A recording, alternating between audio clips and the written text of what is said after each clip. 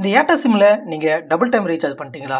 அதுக்கு 3 சொல்யூஷனை நம்மளால பண்ண முடியும். அது என்னன்னு நம்ம பார்த்துடலாம்.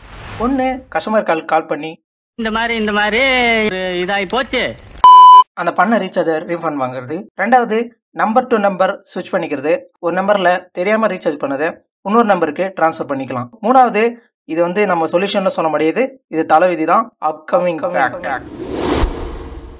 சரி, ஃபர்ஸ்ட் விஷயம் தான் நான் பண்ணது. அப்படி என்ன பண்ண அப்படின்னு பாத்தீங்கன்னா, கஸ்டமர் கேருக்கு டைரக்டா கால் பண்ணி, ஹலோ சொல்லுங்க. டிவி சரியா தெரியலங்க, கிட்ட போய் உட்காந்து பாருங்கம்மா. எனக்கு இந்த பேக் வந்து தெரியாம ரீசார்ஜ் பண்ணிட்டேன், வேற நம்பருக்கு பண்ண போய் நான் இந்த நம்பருக்கு பண்ணிட்டேன். ஸோ அதுக்கு என்ன பதில் சொல்லியிருக்காங்கன்னு நீங்களே பாருங்க.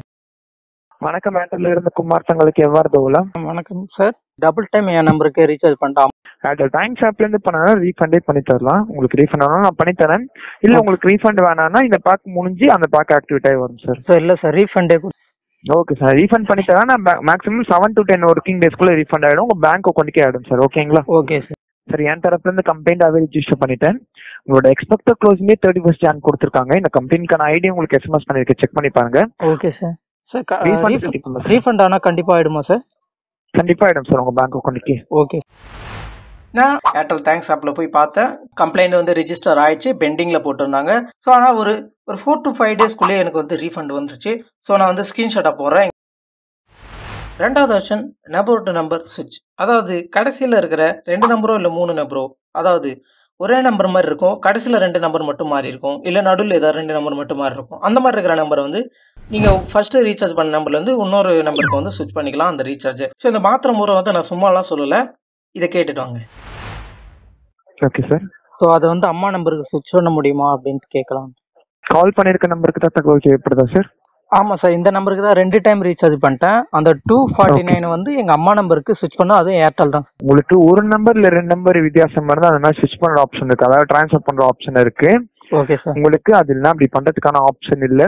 ஏர்டெல் தேங்க்ஸ் ஆப்லேருந்து பண்ணா ரீஃபண்டே பண்ணி தரலாம். உங்களுக்கு ரீஃபண்ட் வேணாலும் நான் பண்ணி தரேன், இல்லை உங்களுக்கு ரீஃபண்ட் வேணாம்னா இந்த பேக் முடிஞ்சு அந்த பேக் ஆக்டிவேட் ஆகி வரும் சார்.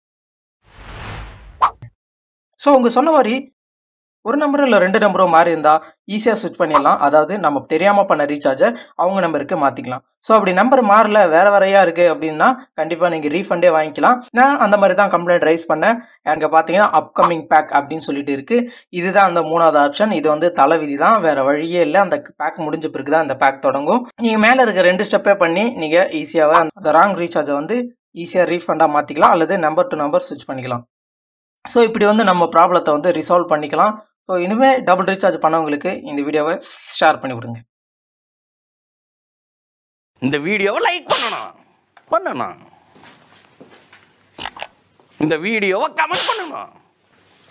இது பிடிச்சிருக்கு அப்படின்னா உங்களுடைய நண்பர்களுக்கு, சிநேகிதர்களுக்கு ஷேர் பண்ணணும்.